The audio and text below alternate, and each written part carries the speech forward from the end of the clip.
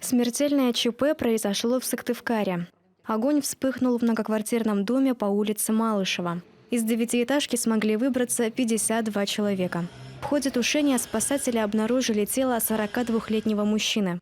По основной версии дознавателей, причиной возгорания стал умышленный поджог. А в доме на Октябрьском проспекте пожар начался, скорее всего, из-за неосторожного курения. Звеном газодымозащитной службы было спасено 16 человек. Самостоятельно эвакуировались 23 человека. Возгорание ликвидировано на площади 6 квадратных метров. В результате пожара погиб мужчина. Трагедией закончился и пожар в Уктыле. Огонь унес жизнь 39-летнего мужчины.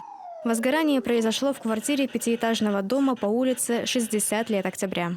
К месту вызова прибыли пожарно-спасательные подразделения. Возгорание ликвидировано на площади 15 квадратных метров. В тушении были задействованы 9 огнеборцев и 3 единицы техники.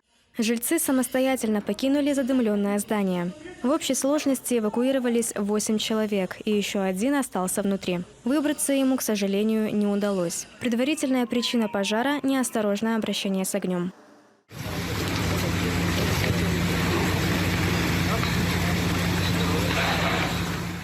В заречном поселке Сыткыркищ в Сыктывкаре горели деревянные постройки. От огня пострадали бани, гаражи, автомобиль и часть жилого дома.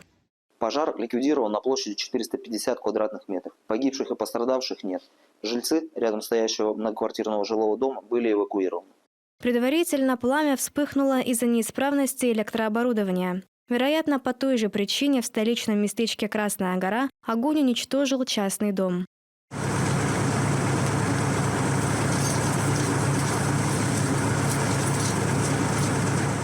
Пожарные расчеты ликвидировали возгорание на площади 110 квадратных метров. Жильцы дома не пострадали, однако остались без крыши над головой.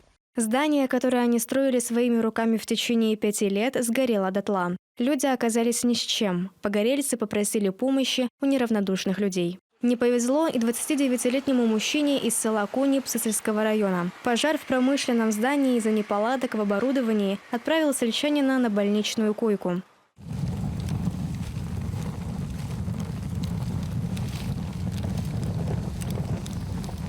В Усинске неосторожная езда за рулем привела к ДТП. Водитель 14-й «Лады» не справился с управлением и въехал в фонарный столб. Вскоре машина оказалась во власти огня. К счастью, никто из людей не пострадал. Чего не скажешь о самом авто, которое к использованию больше не пригодно.